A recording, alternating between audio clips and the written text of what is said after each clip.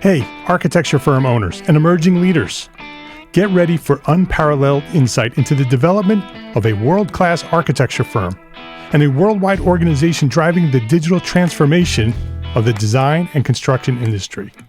With Build Smart, the podcast that's changing how our profession operates. We share the incredible stories behind innovation in the building industry with my friend and co-host, Patrick McLeamy, FAIA, former CEO of the international architecture firm, HOK. You know, Yamasaki's office or firm lasted during his lifetime. And when he passed away, I think that was the end of the Yamasaki office. Helmut did not want that. He wanted a firm that would live out and grow beyond the founders.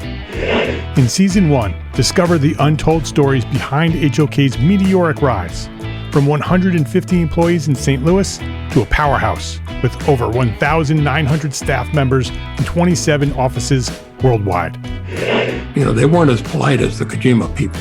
That was just boom. And anytime you have a creditor, whether it's Kojima or the bank, that wants their money, unless you can raise money someplace else, you are out of business. Bankrupt.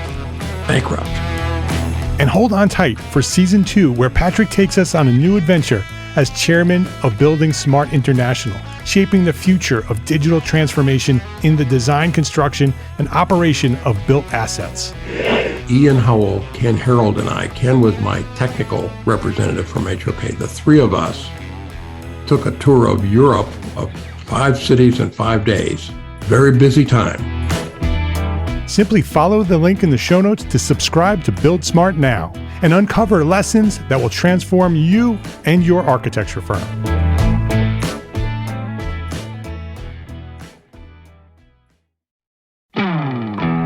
Hey, architecture firm owners and emerging leaders. Get ready for unparalleled insight into the development of a world-class architecture firm and a worldwide organization driving the digital transformation of the design and construction industry. With Build Smart, the podcast that's changing how our profession operates. We share the incredible stories behind innovation in the building industry with my friend and co-host, Patrick McLeamy, FAIA, former CEO of the international architecture firm, HOK. You know, Yamasaki's office or firm lasted during his lifetime. And when he passed away, I think that was the end of the Yamasaki office. Helmut did not want that. He wanted a firm that would live out and grow beyond the founders. In Season 1, discover the untold stories behind HOK's meteoric rise, from 150 employees in St. Louis to a powerhouse with over 1,900 staff members and 27 offices worldwide. You know, they weren't as polite as the Kojima people. That was just boom. And anytime you have a creditor, whether it's Kojima or the bank, that wants their money, unless you can raise money someplace else, you are out of business. Bankrupt. And hold on tight for Season 2, where Patrick takes us on a new adventure as chairman of Building Smart International, shaping the future of digital transformation in the design, construction, and operation of built assets. Ian Howell, Ken Harold, and I, Ken was my technical representative from HOK. The three of us took a tour of Europe of 5 cities in 5 days. Very busy time. Simply follow the link in the show notes to subscribe to Build Smart now and uncover lessons that will transform you and your architecture firm.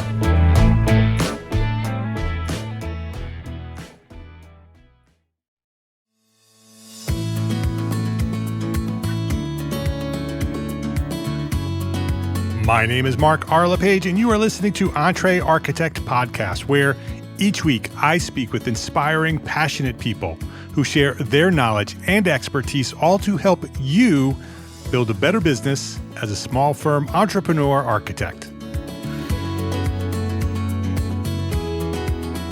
Reg Prentice is the CEO and founder of TonicDM, a cloud-based platform streamlining business communication for architecture and engineering firms. With over 2 decades at the intersection of design and technology, Reg has led innovation at firms like Gehry Partners and Gensler, bridging architecture and IT.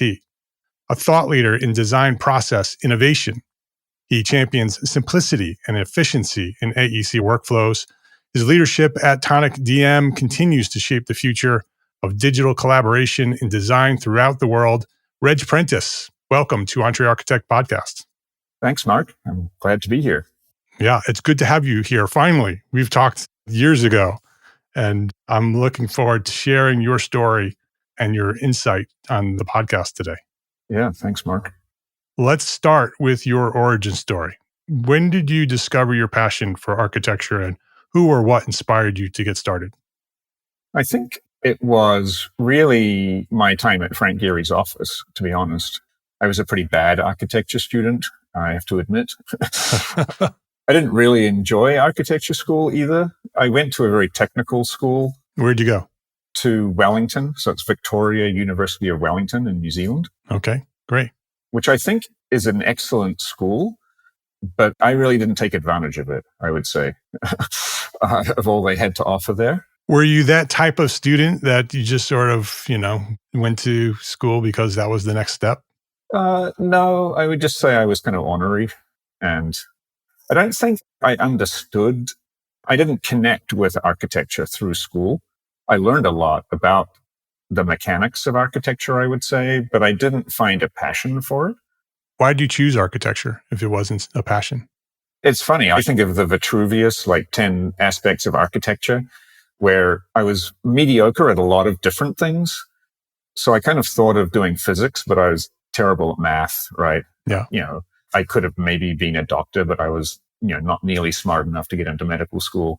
So it turned out like architecture was something for people who are kind of mediocre at a lot of different things. A generalist. Yeah. A generalist. Yeah, I should say a generalist. Yeah. And I think I'm definitely in the generalist category. And so I was able to kind of, just scramble through architecture school. I graduated just by the skin of my teeth. But the one thing I did gravitate towards at architecture school was computers. I think that there's no way I would have graduated architecture school like 5 years before.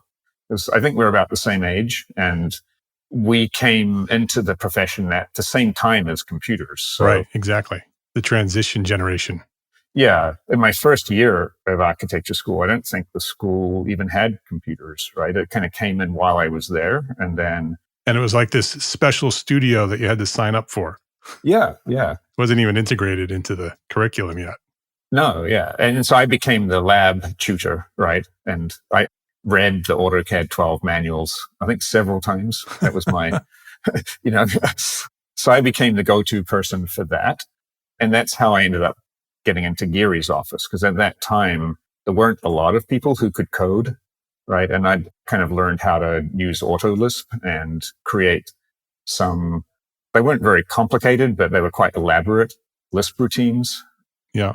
One of my professors at the Victoria University School of Architecture was Mark Burry, who is one of the architects on Gaudi's Sagrada Familia. Oh, wow.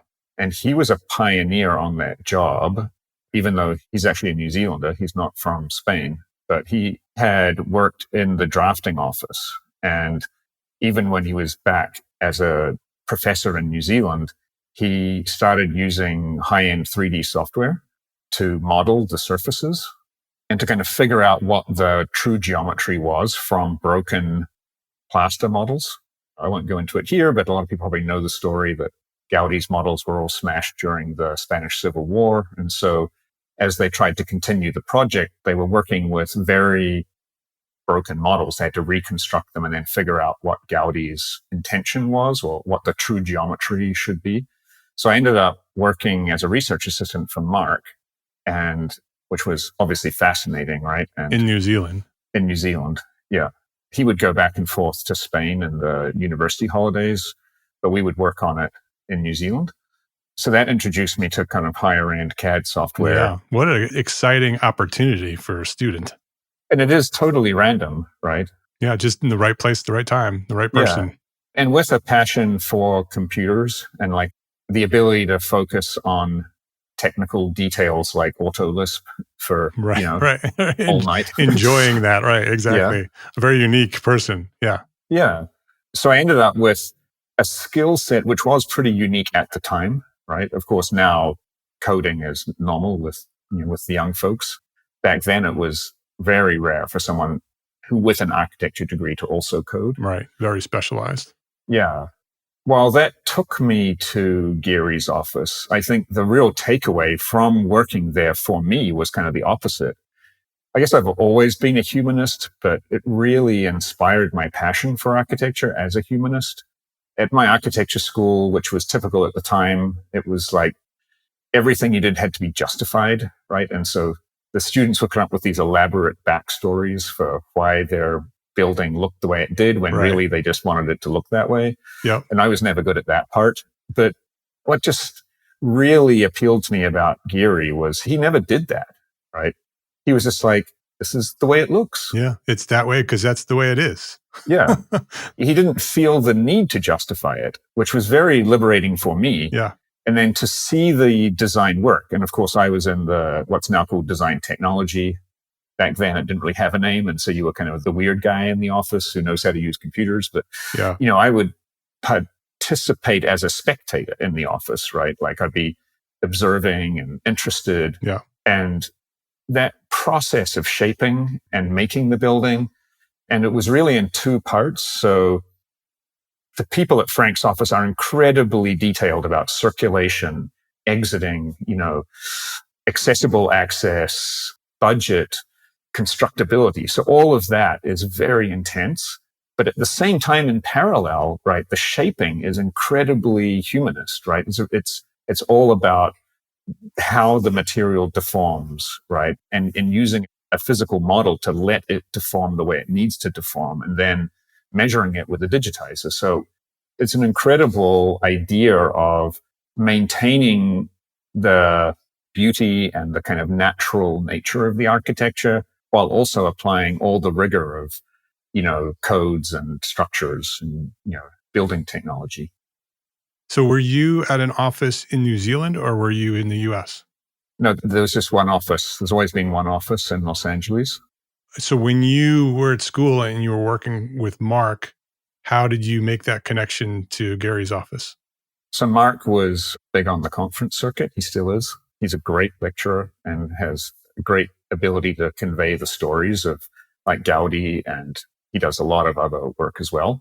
So he met the CAD manager of Frank Gehry's office at a conference, actually in Scotland. I think it was ECADE, the European academic conference, and both being in 3D and, it's his work with Gaudi, her work with Frank Gehry was super connected.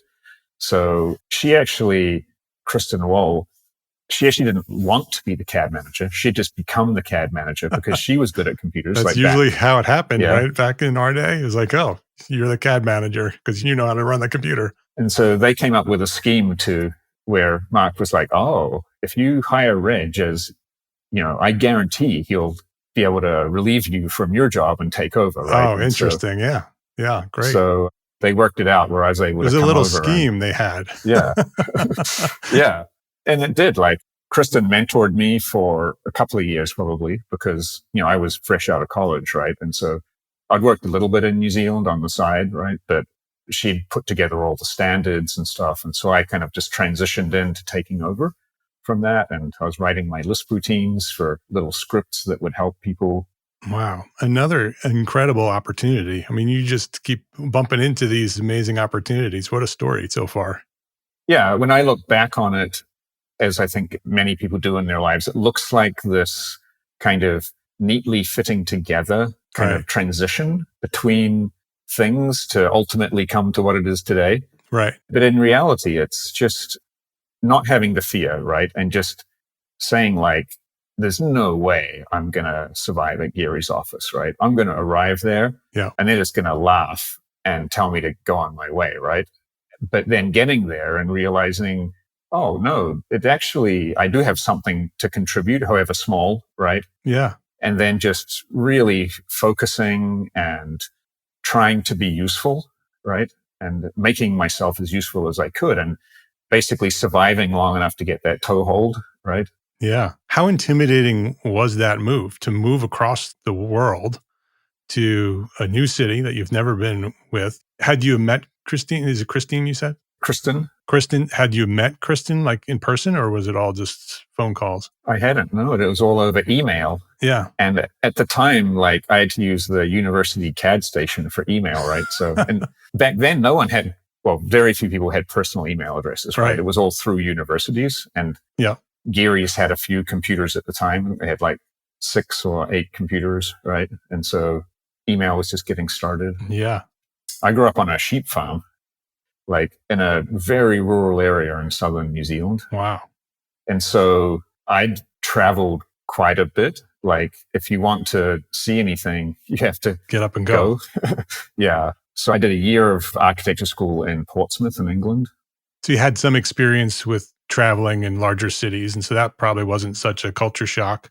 I just couldn't wait to get out of New Zealand. Yeah. So it was exciting more than intimidating. Yeah. But I think I didn't have any pretension that I would actually, stay at Gehry's for any length of time, right? I thought I'd go and then I'd probably move on to the UK or something. Yeah. Maybe try to find a job there. But so how long were you there? 11 and a half years. Wow. So basically a career, right? Yeah.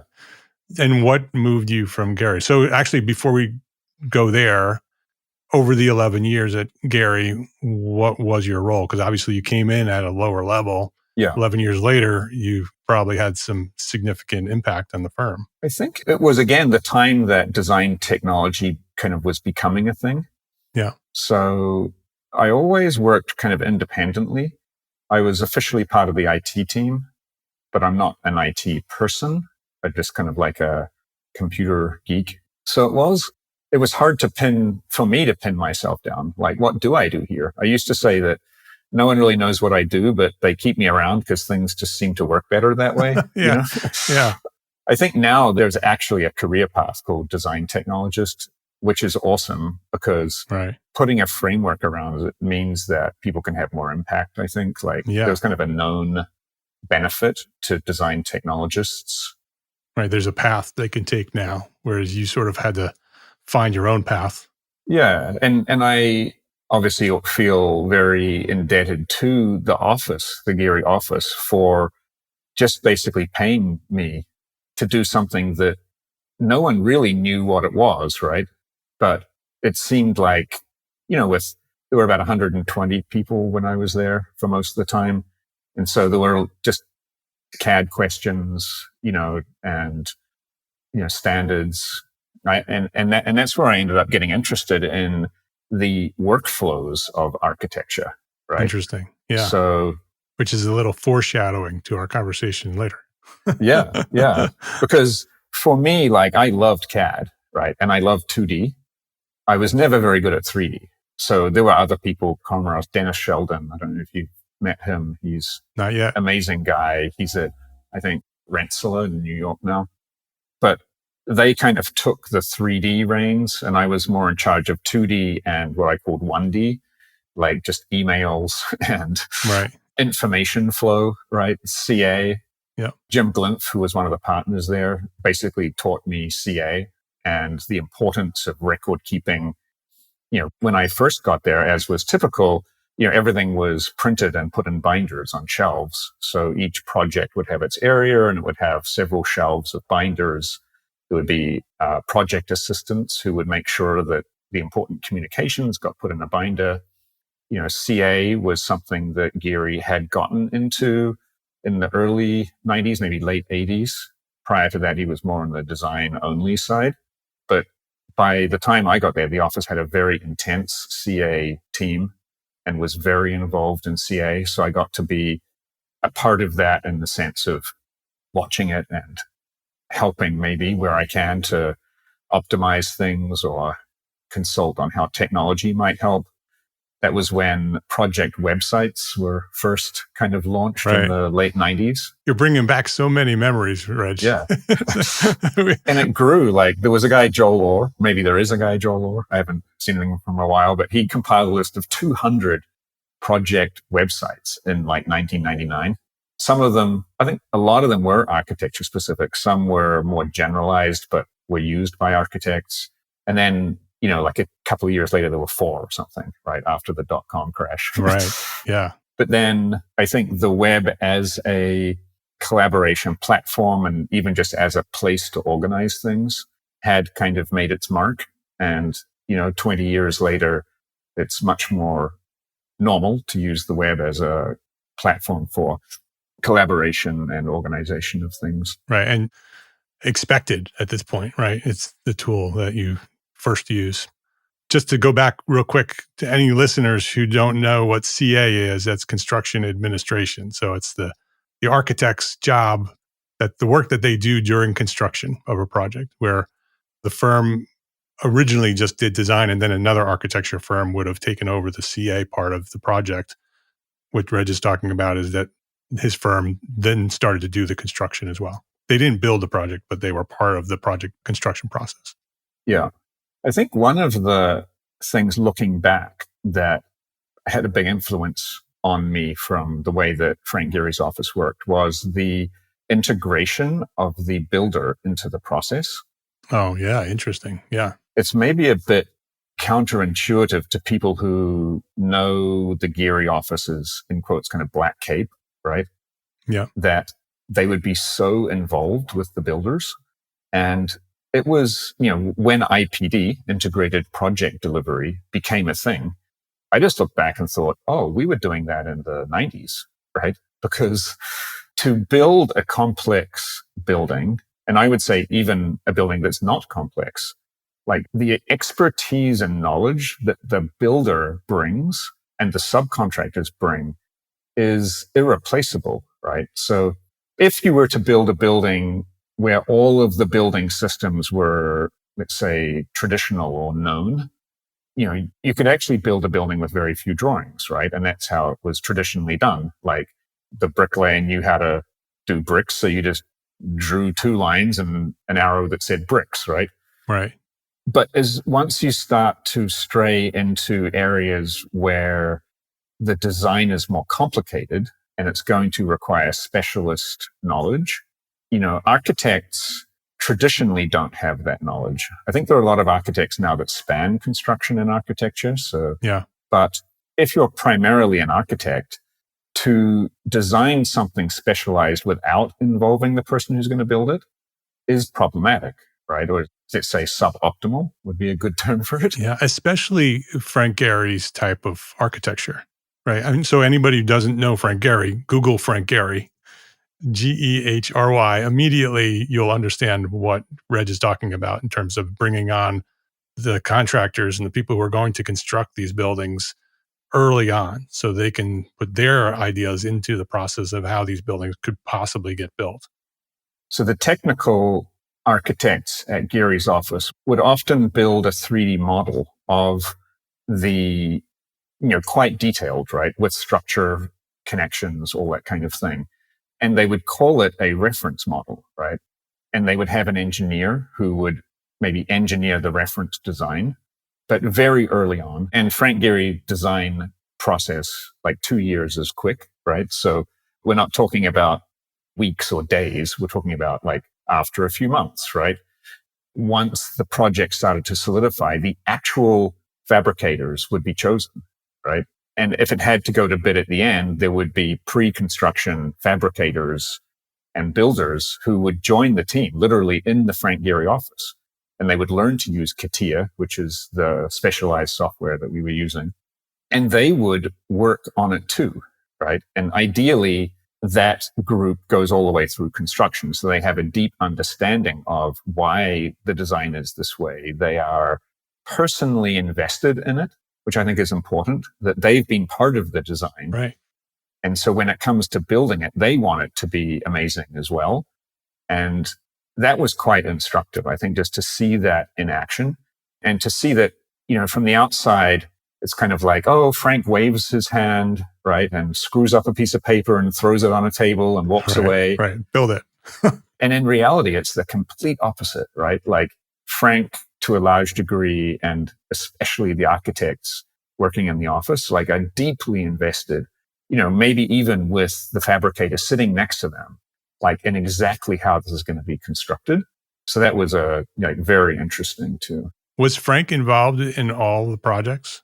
He was, yeah. So there would be Frank, and then there would be the lead designer, who's name you wouldn't have heard of unless you're kind of deeper into it. But Edwin Chan, Craig Webb, when I was there, Anand, David Kim, I think now is there too. So there were a small number of lead designers who would work closely with Frank, and then they would work with the team. But, it's a very hands-on process. And that kind of brings me back to the humanist side of it too, just seeing how, it's not a technical, there's a technical element of it, but overall it's not driven by technology or a technical element. It's driven by the human body, basically, right? And human experience. And I think you do see that when you go to the buildings. I've had the fortune of going to quite a few of them, and it does resonate with me. Maybe it's because I've seen the process, but yeah. Yeah. I've been to a couple, not many, but the ones I have been to, you do feel that it's very designed to the human scale and the human experience as you're walking through the spaces and approaching the buildings. And it's all thought through clearly. Another kind of technology aspect that I took away was like that simpler is often better. And even the aspects of simplicity can give it a life that you wouldn't get with a more complex process. So it was only after I left the office in the mid 2000s that they started using computerized rendering. Like before that, they had a tiny camera on a stick that they would put inside the model. The physical cardboard model. Yeah. And then there was a printer connected to the camera, and you'd push a button and it would print out a really grainy picture of what this kind of medical camera was seeing. Yeah. And they put a lot of money and time into that. Like the cameras back then weren't cheap. It was like $3,000 for like a tiny medical camera. Yeah. Right. Now, of course, you probably buy one for $20 on eBay. Right. But back then you had to have a printer that would connect to it, and it would be all grainy. Right. But the thing was, that was the point. Right. It wasn't like they couldn't do something higher resolution. It was that when you looked at that picture in all its graininess and the little lead people kind of standing weirdly inside the cardboard model, it really did give you a sense of what it would be like to be there, much better than a photorealistic one would give you a feeling of being there. The photorealistic one would obviously look fancier, but there were a lot of processes there that they didn't just say, this is new, this is fancy, therefore it will be better. It was really like, this gives us the feeling we want to achieve and communicate to the client and to themselves, right, about how this is going to work and what it's going to feel like to be in there. And so they would use that kind of very unsophisticated system, but with a sophisticated intent, right? And I think when it came to technology, I really took away a lot from that. Like, it's the outcome and the feeling which counts when you're using the software, right? It's not just about having 100 buttons. It's about having an elegant way to interface with the computer and work with the computer. Yeah. It's interesting hearing your story and understanding where you are today, and we'll share that, to understand the foundation that was set for you, where TonicDM has taken everything you've learned and have applied it to the work that you're doing today. So when you left Gehry's office 11 years after arriving, what was your role, and then where did you go? My role, I think I was called Director of Information Management, which does speak to the idea that I'd moved even away from, let's say, 2D, to the point of how designers communicate and work with information in order to achieve a goal. So went more into the 1D. 1D, yeah. More into the information. Yeah. Yeah. And I went to Gensler. I was a corporate employee. Gensler's headquartered in San Francisco, but I always worked in the LA office. Yeah. And Gensler is a very large firm that does lots of different things, but lots of corporate interiors and lots of offices throughout the world, and sort of the complete opposite of what Gehry was. It was a complete opposite in many ways and similar in others, as you always see. Right. So it's Frank Gehry and Art Gensler. And Art Gensler is, again, one of my heroes. I would say Frank is definitely a hero of mine. Art Gensler is a hero of mine. Yeah. He was mostly retired when I joined, but still participated. And his ethos was just embedded in the company. And there's actually a book called, I think it's 99 Principles, Arts Principles. Yeah. It's a quick read, but probably something that listeners would get a lot from. We'll add a link to the show notes for that book. Yeah. It's certainly a favorite of mine because it just drills into it. Like, as a business person, you exist for the customer, right? And I would say that was true at Frank's office, although it's not obvious. It was more obvious at Gensler that they built the firm around their customers and what their customers needed and wanted. Very much part of the Gensler brand. Yeah. For me, it's all about active listening, right? So a customer, in fact, I think one of the special skills of architects is they can provide someone something they didn't know they needed, right? So that's all about active listening, right? And you're listening to many stakeholders, many of which are not the financial client, right?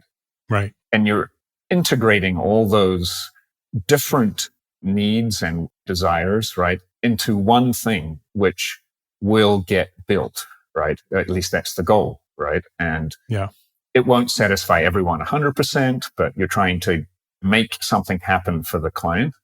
And I think that is rooted in Gehry's process too.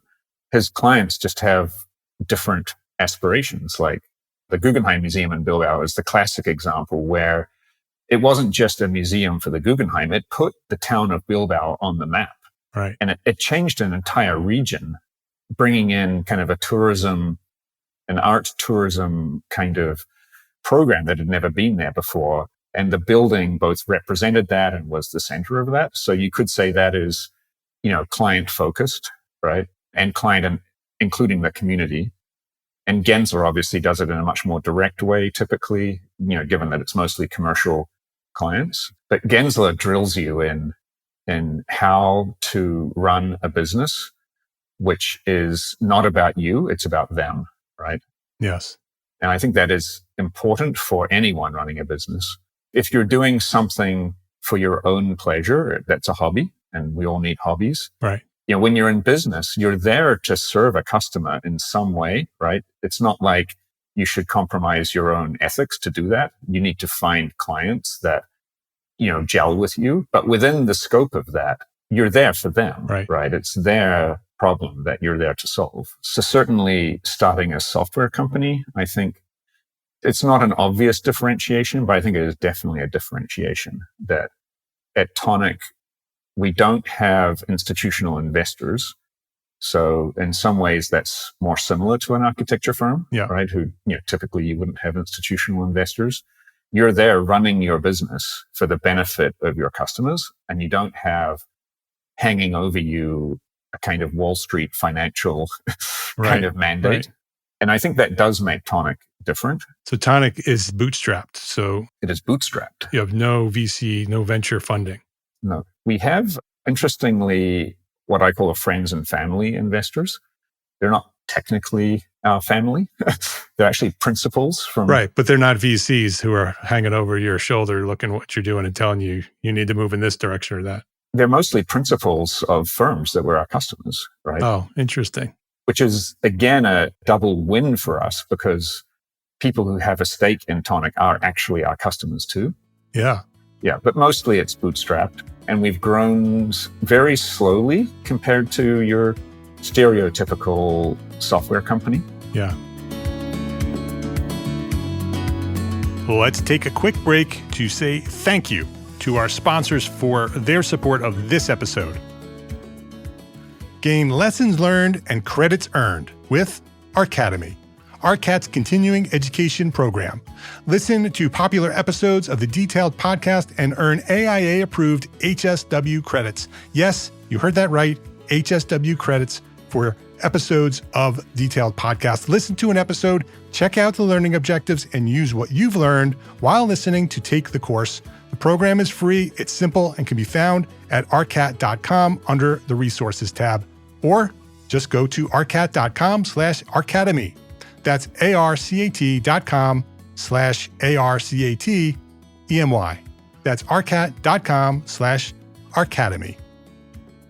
Please visit our sponsors today and thank them. thank them for supporting you, the Entre Architect community.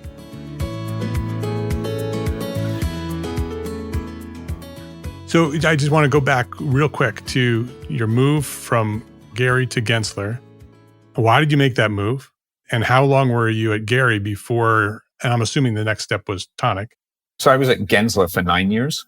Okay. Which makes a neat 20-year career in practice, 11 and 9. Yeah. And my role at Gensler followed on from the Gehry role. So I can't remember my initial title, but my final title at Gensler was, I think, Design Process Manager. So doing a similar job at Gehry. Yeah. I actually came up with that, Design Process Manager. Yeah. So what inspired you to move on and start your own thing? In my role at Gensler, I was tasked with process, right? And helping teams both manage process, but also leverage the process. And I'd say early in my career, I would be pretty adamant that the computer is just a tool, right? You can do what you want with the computer. It's you that's in control of the computer. But what I came to after 20 years was, no, it's actually the opposite. The computer is a framework or a platform which you start with and progress from. It's actually very hard to do something outside of what the framework was designed to do, right? And there are occasionally people who take great joy in making software do something it was completely unintended to do. But it is very difficult. It's not something you would do, if you wanted to make a living. You end up just paddling upstream, right? You're just constantly fighting the framework that you've put yourself in. And I found that with design process. I think design is an incredibly powerful force in society. And it could be a force for good or bad. Of course, everyone listening to the podcast is approaching it as a force for good, I'm sure. Hopefully. Yeah. But the problems with the process have been enumerated at length, right? Like productivity is difficult, right? Technology seems to be coming for our jobs, et cetera, right? But changing the process is not a small feat. In fact, I would say that it is practically impossible because buildings are built by a network of many different people. It's a web, right? So when you're looking at manufacturing, which construction of buildings is often compared to manufacturing is much more of a tree where there's a primary manufacturer, subcontractors who are controlled entirely by the parent. So if you're a supplier to GM, you conform or you're kicked out. Right. But building construction is truly a web. You don't even control your consultants. It may say in the contract that they have to use certain layers or certain way of using Revit. It never happens, but you can't. What are you going to do? Withhold their money, but you can't do that, right? It's every company is its own company and they come together in a web in order to complete a project. Right. One single project and then break apart and go on their way again. Right. And if you are one node in the web, you can't influence the rest of the web, right? Right. Even if you're the owner, even if you're a sophisticated owner, very, very difficult to do that. And part of it is because at Gensler, I would be invited to the kickoff meeting to talk about IPD and BIM, right? Yeah. And then in a particular meeting, after about 20 minutes in with lots of diagrams, the contractor says, "We have to have our foundation started in 4 weeks." Right. What are you talking about here? Right. I thought we were coming to this meeting to discuss the foundation package that you've already drawn, right? Yeah. It's just very hard to move that web, right? But I thought if you want architects to approach the project differently, you have to give them a different platform, right? Because what's possible is constrained by the platform. If you give them standard Outlook, standard Revit, Autodesk tools, it is going to be the same process every time. It is practically impossible to change. Even prefabrication or modularization, like practically impossible, because by the time the project gets to the point where people are willing to look at constructability, it's already designed. Right. And it's not designed with that in mind. So these structural changes are harder than what they seem. So the goal of starting Tonic was to develop an information management platform which would allow designers to have more power over their own process and potentially over the process as a whole. And how does it work? And how is it different than any other tool that architects may be using to do that same thing? Because it sounds like it's different. You've created a tool that allows architects to have more control. And so how does it work and why is it different? So as I also said earlier, it's a slow process. Sure. Yeah. So it's taking us time. The platform now is a way to expose communications to the company as a whole and the team in particular. So by default, architects tend to use Outlook or other email tools, but email is inherently a personal thing. So even though in a company, the company owns the email, company management could look in the mailbox, Right. but it's not like you're regularly checking your neighbor's mailbox. That just doesn't happen, right? It's like your email is your email, unless there's some huge reason that you have to go and sort through other people's email. That doesn't work well for a company. The smaller the company, the less I think it's noticeable because you're sitting next to each other. It's a small company, but the bigger the company gets, the more projects you have. When you have project managers with 5, 10, or even 50 or more projects that they're working on, depending on the size of projects the firm has, the power of making it very easy for staff to put the emails into a project bucket, which is separate to Outlook, but is accessible to everyone. I mean, it's a simple concept. Yeah. Making it easy, making it scalable takes us a long time. Another aspect that we have is file transfer. Again, small firms probably not so critical, but at scale, knowing what you gave to who, Right. whether it's a week later or 10 years later, like it's kind of necessary. And then we also do construction administration, as previously mentioned, tracking the special relationship with the build team and just streamlining that and recording it in great detail, but with great simplicity. Like we don't want to impose friction. We want to make sure everything is frictionless. Right. And then tracking people as well. Like having a contact list just seems so easy, right? It seems like how could that be a problem, right? Yeah. It's practically impossible, right? Even for myself as an individual, I have contacts on my phone and Gmail, right? It's like, how do you even keep up with it? So we've put a lot of effort into just tracking who the company deals with and making it clean and accessible. So they're very simple ideas at this point. We kind of bucket them under the moniker professionalism.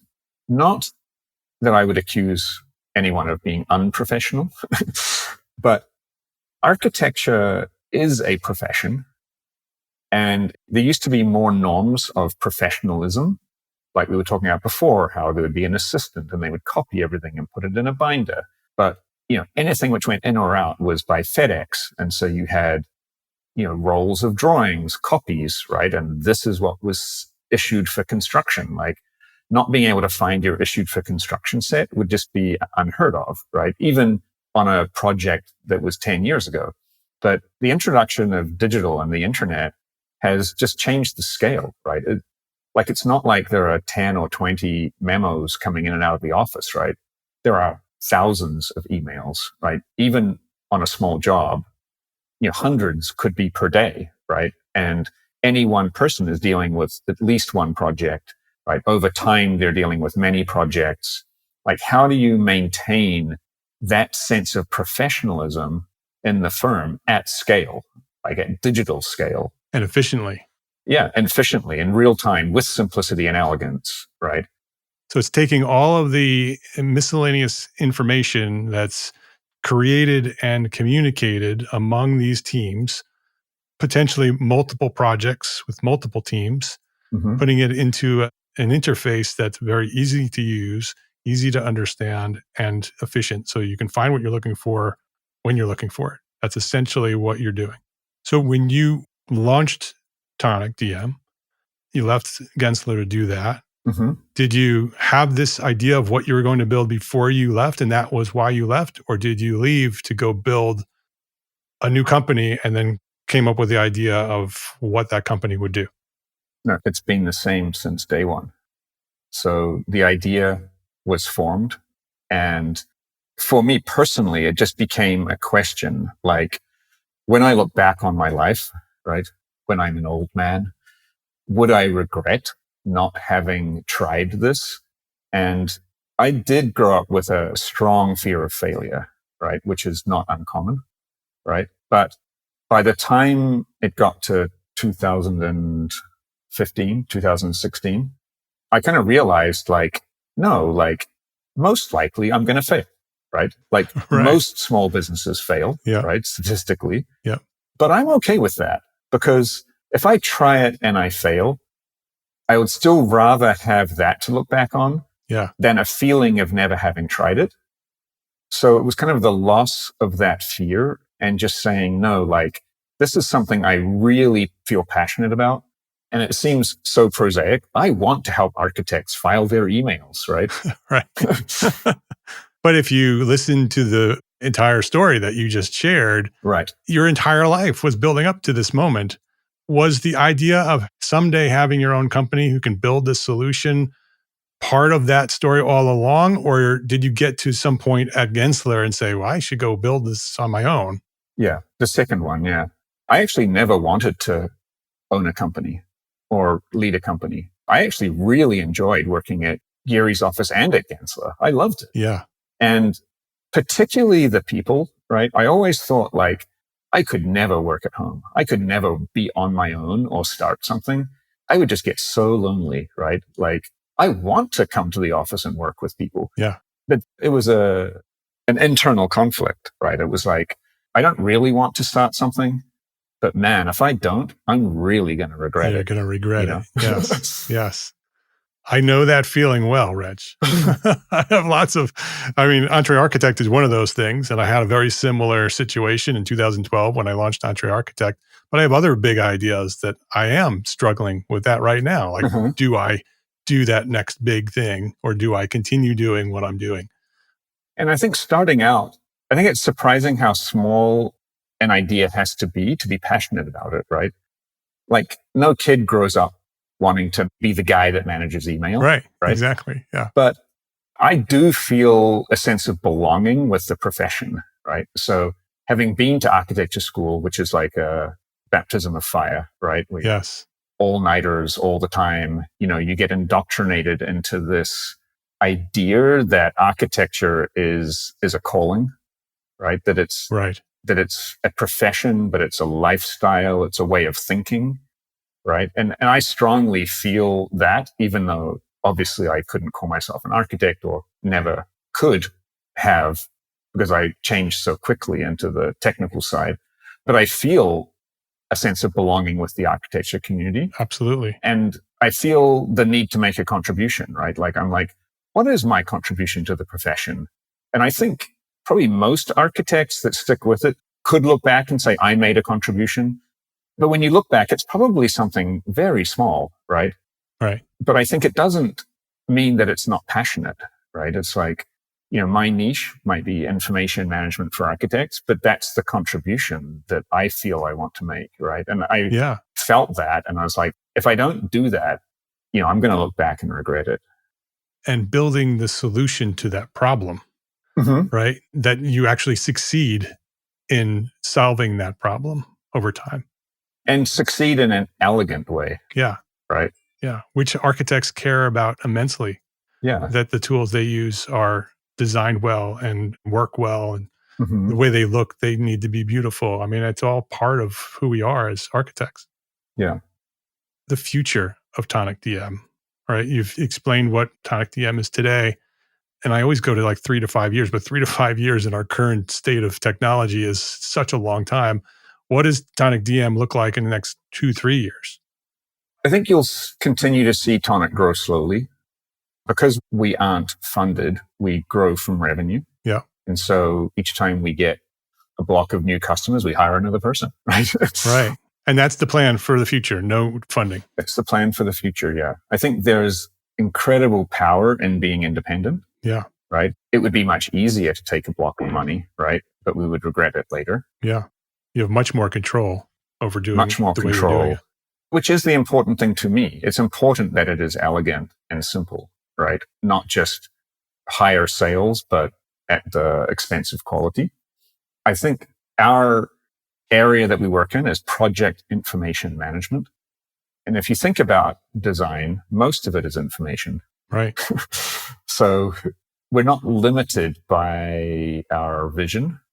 I think, my vision for Tonic, not necessarily as a product, but as a system, would be that a designer feels in control of the flow of information, the flow of their design thinking, and they feel like the Tonic platform gives them powerful tools to translate their design thinking into deliverables, communicating with the client, and ultimately delivering a building that they feel like their own design skills like impact that building, right?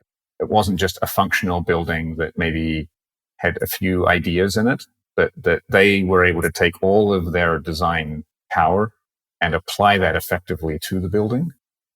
I love that idea that the work that you do makes all of the stuff that distracts us from our superpowers as architects and designers and makes that distraction go away, right? You've organized it and you've simplified it and you've made it intuitive and you made it efficient. So that's no longer a lot of what we have to do as architects, which today it's a lot of what we do as architects. So we can focus on the things that we do best, the things that really can move the needle in terms of impact on the world through architecture and design. TonicDM takes the distraction away from the focus on what we do best. And architecture, I believe, is a humanist endeavor, right?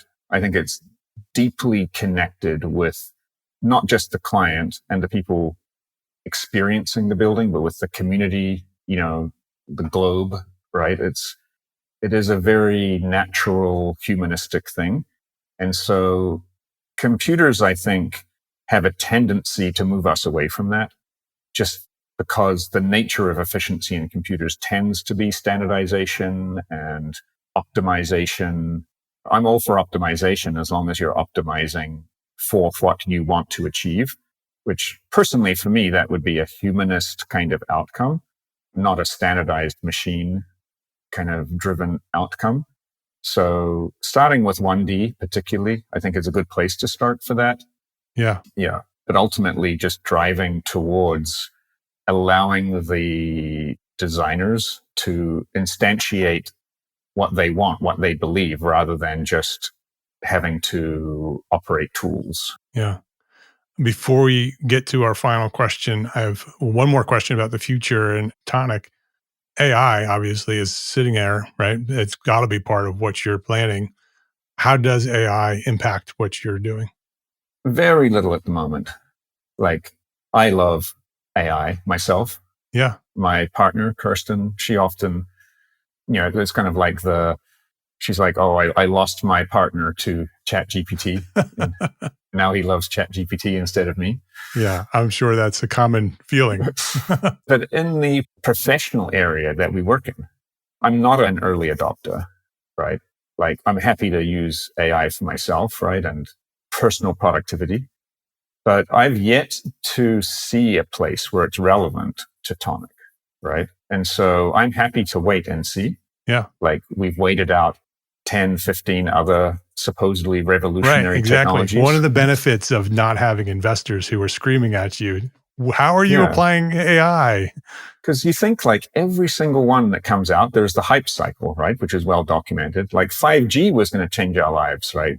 Like, I'm sure I do somehow benefit from 5G, but I don't know how, right? Right. BIM is obviously super important, but it didn't change the way that buildings are produced, right? And I think that's not to just poo-poo any advancement, but the hype around AI, for me, still has to prove itself in some practical way in the industry. And I'm still on the sidelines for that one. Yeah, it'll be interesting to see where and when that does come into your world.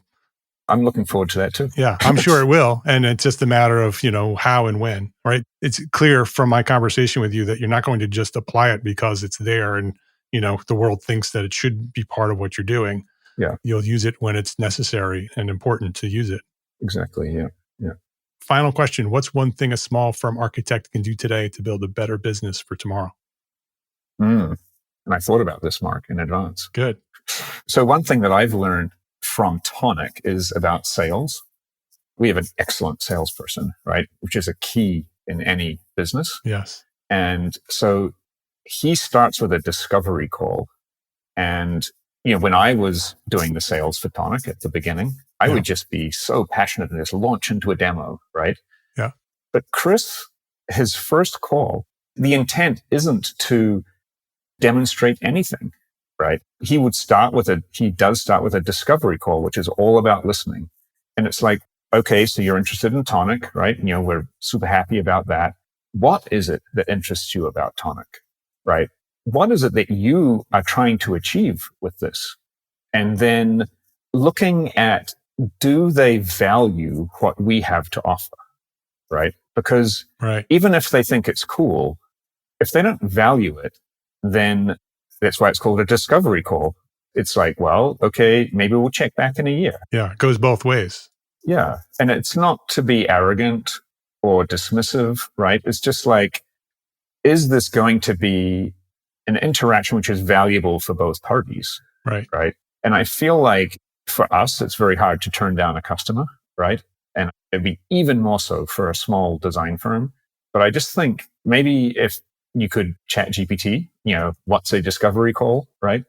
And just starting out, I think talking about money at the beginning is super critical, which is probably, for me and my culture, very hard to do, right? But if there isn't an alignment there, you can just save everyone so much time, right?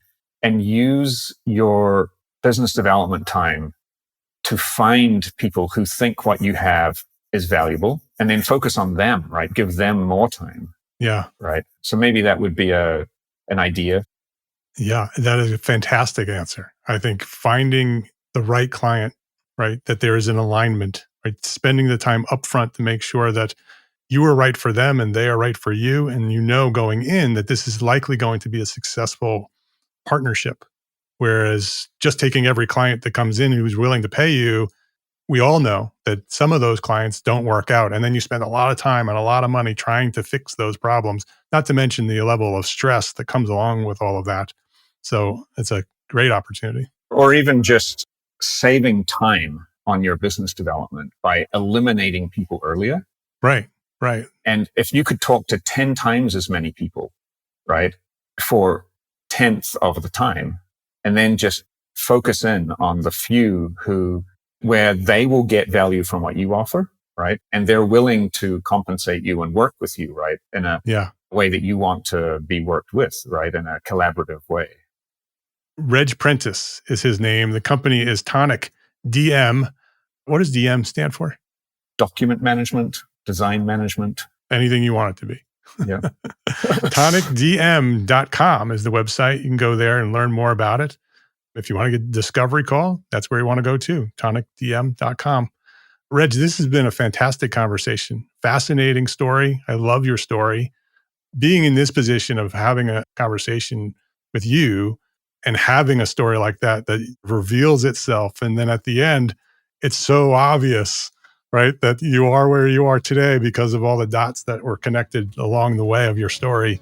I love those stories. So I really enjoyed this conversation. So thank you for sharing your story with us today and sharing your knowledge with us at Entre Architect Podcast. Yeah, thank you, Mark. My pleasure.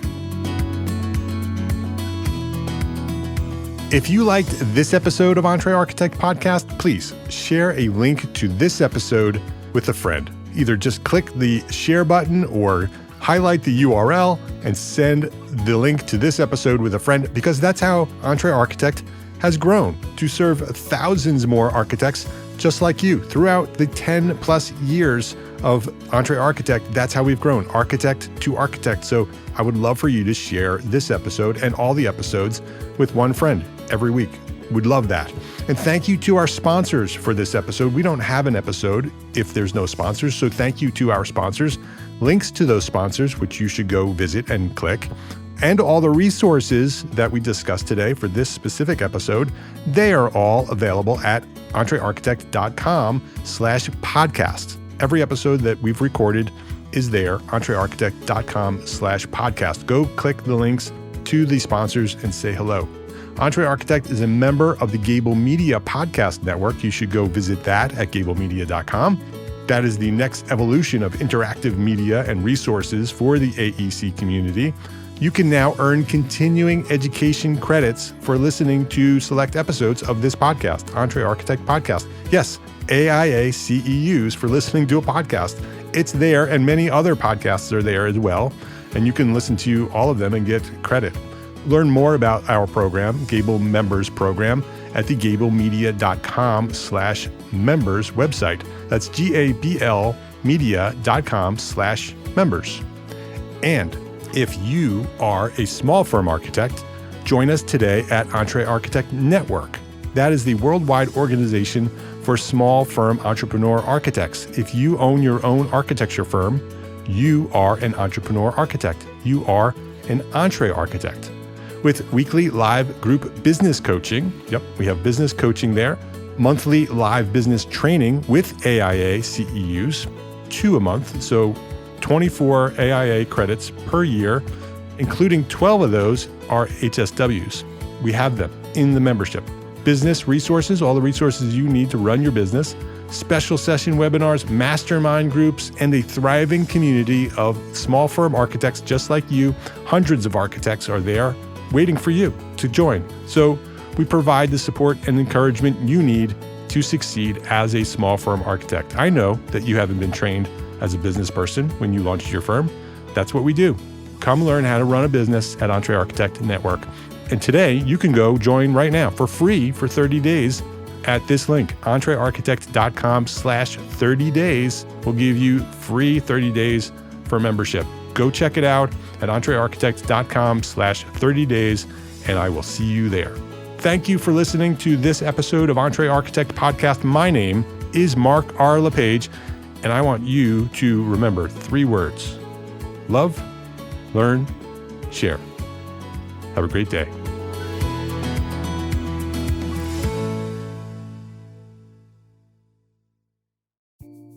Imagine earning continuing education credits while doing exactly what you're doing right now. Well, you can. Gable Media has revolutionized the way you earn your continuing education credits with a groundbreaking approach. Forget running around town and scouring the internet for credit-worthy courses. Fulfill your CE requirements effortlessly by listening to engaging podcasts just like the one you're listening to now. Our podcasts are designed to educate, entertain, and inspire, all in a user-friendly environment. But wait, there's more. Architects, Gable Media is also approved as an AIA continuing education services provider. Upon completion, we handle everything, from reporting your hours directly to the AIA to storing your certificates in your personal Gable Media profile for your self-reporting needs. So follow the link in the show notes and start earning your credits in the most innovative and entertaining way possible with Gable Media.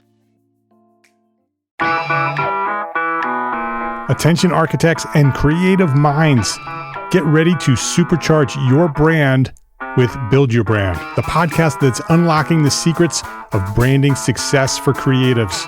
Hey there, it's Mark R. LePage, founder of Entre Architect, and I'm inviting you to join my friend, architect marketing expert Jeff Eccles at Build Your Brand podcast, where he explores the captivating stories of the world's top brands and transforms their lessons into powerful moves for small firm architects and creatives like you. In Season 1, Jeff shares the thrilling tale of Southwest Airlines, where he dissects their journey to the summit and distills it into strategies tailor-made for you. It's important to keep in mind that companies like Southwest compete in the real world, just like you, and face real-world challenges, just like you. You might be surprised at how similar those challenges are to the struggles that you grapple with on a day-to-day basis. Don't miss out on your blueprint for success. Subscribe, tune in, and let's build your brand together. You may have noticed that the very best brands in the world are also known for having somewhat unique corporate cultures. That's often the glue that holds everything together when they encounter those rough spots. We don't do it because it inconveniences the passengers to whom we are primarily dedicated, the short haul, frequent flyer. Follow the link in the show notes to subscribe to Build Your Brand today. Remember, no matter the size, the journey's the same. Your brand's journey to the top starts here.